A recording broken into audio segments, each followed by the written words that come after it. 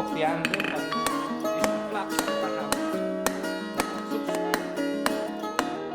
Welcome back to the workshop. If you've just watched the video where I made the guts for these, then you've clicked on the pickup tong video.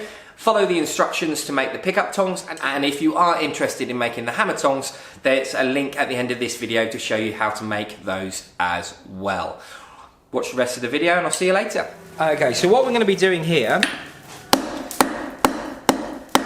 is just drawing our nibs down on the pickup tongs.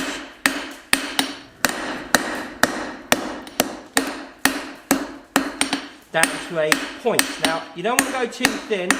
I tend to find if you go too thin, either the ends will bend up and they end up looking like these little odd things with these little scrolls on the end. Or they'll dig into your metal. It depends on what it is you're working and how hot you got it. And that sounds mad, but I've had it where I've had marks in the side of the metal from my nibs. Now, you don't need to go mental with these, but you do need to make them tidy. So, I think that's pretty good. So I'm going to put a chalk mark off from here. It's not much more material that I've taken down, but I'm going to chalk mark that off. And then I'm going to get all 4 pairs exactly the same as this one.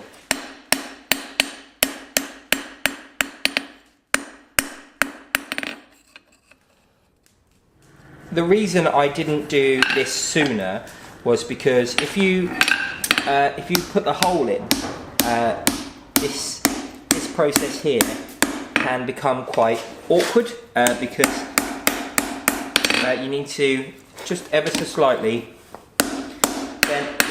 You need to bend this out at the same angle as the back of your hinge plate. But if you've got a hole in your hinge plate, you're going to deform that hole, which is a little bit irritating.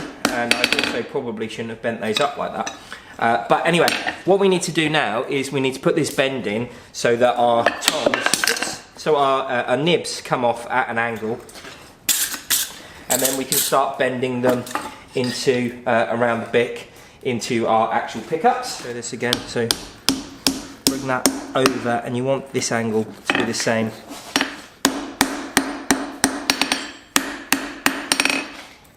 So keep going a bit more.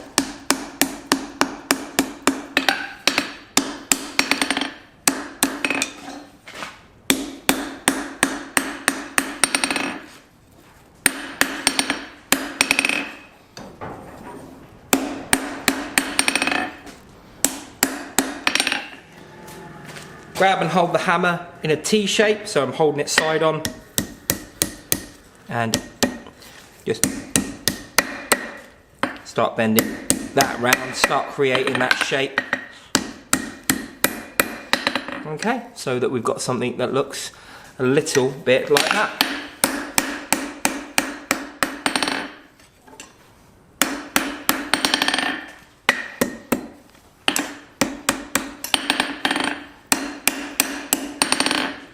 Okay, looking good. Right, there's no point getting these super accurate now, because no matter what happens when you bolt them together, or rivet them together, sorry, you always end up having to move them. And the trick here isn't to use the bick as a form, but use it to create a point to bend over. So if I want to bend it tight up in here, like so, what I'm going to do is I'm going to hold it off the anvil and give it a flick so it bends round into that. I'm not wrapping it round in a form.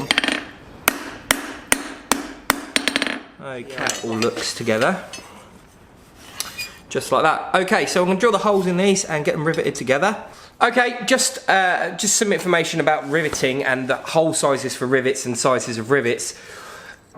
The rivet that you should be using wants to be thicker than your stock, or the same size as your thickness of your hinge plate.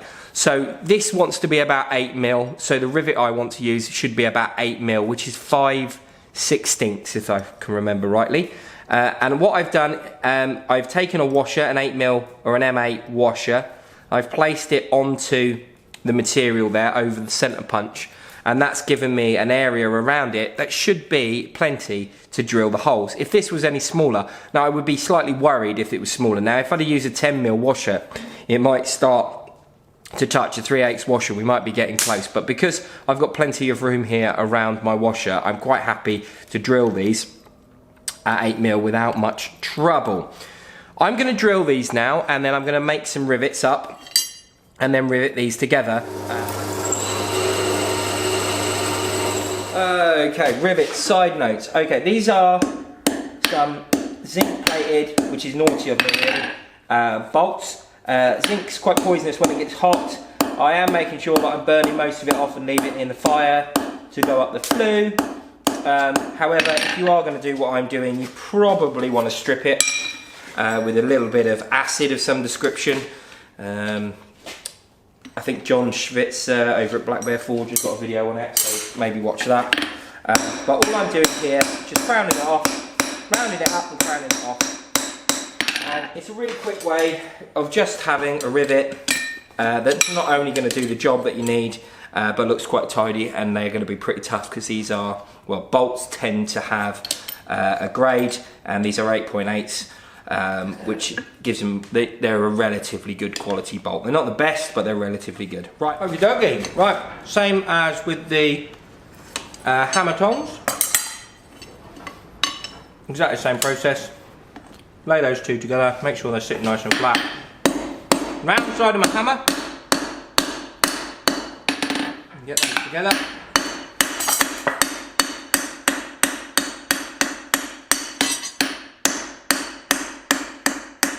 Nice, just like that. Right, well, these are going to need a bit of adjusting up, so I'm going to stick these in the fire, get them adjusted up nicely. I've got a jig ready to finish these off, and they're basically done. Just like with the rivets, same drill once again. Just a matter of lining everything up and getting everything looking really sharp and tidy before just gonna gently tighten that rivet, nothing serious, before finally adjusting these up, which I'm just going to do just now. Right, so I've got a former in the vise. I'm just going to get these nice and hot, try not to burn them, and then I'm going to shove them around the former and just get them looking really tidy. I might need a scrolling dog to get this back end in and get it nice and tight. The thing that we're looking for is those 2 points come together. They're going to hold much better if they come in together. Things are going to spin in there as opposed to ping out. Okay, so before I was talking about having the material come sort of be bent over, sort of like in mid-air to the object, whereas here what I'm trying to achieve is completely different. What I want to do is use this object as a form that isn't being held very well and is probably the wrong size. Yeah, completely the wrong size. I'm making a complete pig's ear with this.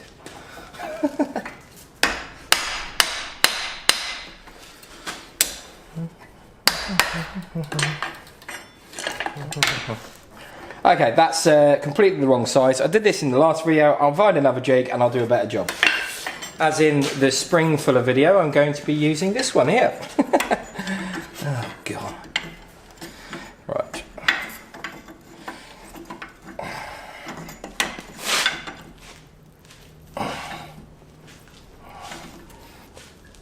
So basically it's a happy medium really about what size stock you want. That would have been a perfectly adequate size if I wanted to pick up quite large stock, but I don't. I want to pick up small stock, so that's not going to work unfortunately. Right, that's getting better. Okay, and finally just using a little heat there.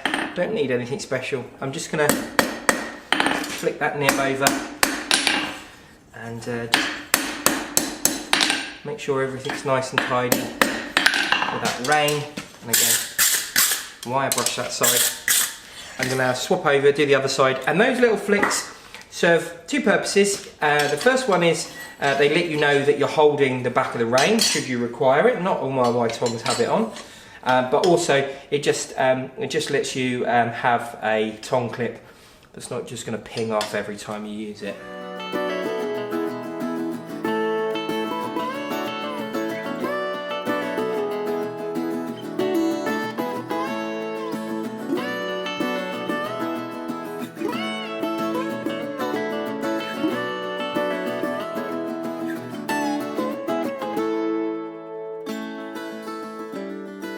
Okay, I've had a couple of people ask me what's the difference between a set of pickup tongs and a set of hammer tongs. Well, they're basically the same pair of tongs.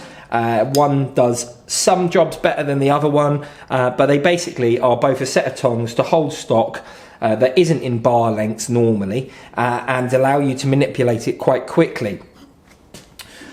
So for example, they'll all, both sets will hold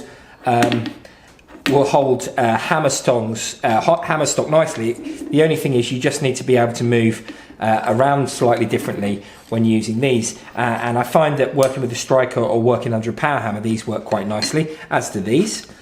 Whereas you can do the little flip twist with these if these are set up nicely, which just gives you a level of versatility that you don't necessarily have with these. However, you can hold this stock quite firmly with these whilst you're working. You can use them under the power hammer, and you can grab across the corners if they're set up nicely. If everything's set up, yeah, you can grab across the corners, which also helps hold stock. And I find you can get these, sometimes you can get these inside places where you normally wouldn't be able to get a pair of tongs like these. However, and again, if you've got the right size hammer, which I haven't got here, but you can get these inside the eye and grab them like a pair of hammer eye tongs, which I'm not a big fan of. I feel that they do quite a bit of damage to the material. Yeah, I can just catch that. But you can do stupid things like you can hold in different ways, and I find those hammer eye tongs do a lot of damage to the inside of the eye. That's personal preference. Now the things where these really stand out over these. Now I like these a lot because if you're holding something, especially if you're under the power hammer, they give you some real versatility for working under the hammer.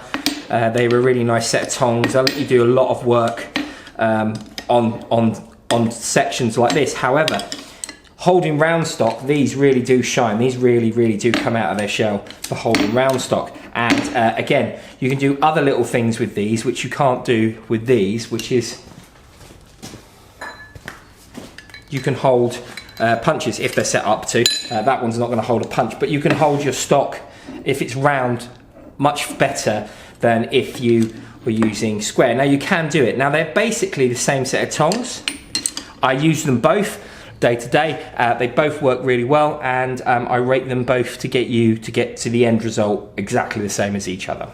Hopefully these videos made sense. Hopefully you like the extra little bit with the choose which nibs you're going to put on at the end. I don't know if it's a good idea or a bad idea. There are other tongs you can make that use these processes so that you get a really nice set of tongs at the end of them. I've got quite a few that I can do from that carcass. Let me know if you thought this was a good video. Let me know if you're interested in seeing more content like this. There's lots of things in blacksmithing that use exactly the same processes, but then have slight changes at the end to get exactly the same results. Cool, right, I think I'm gonna leave the video there. If you did enjoy this video, remember to leave a like and subscribe if you haven't already, and if you are a subscriber, please ring that bell for notifications. It tells you every time I make a video. I make videos as often as humanly possible, try to get out at least once a week, and I do crazy things like this for some reason. Once a fortnight I will do a live. I really enjoy doing those, normally on Saturday evening. Remember to share, comment, and do all that cool stuff with this video, and also go and check out my Instagram, go and check out my Etsy. All the links for those are in the description. I think that's everything. Oh, if you want to get your hands on anything like this, or t-shirts, or all that cool stuff, please go and check out the Etsy. It's all over there.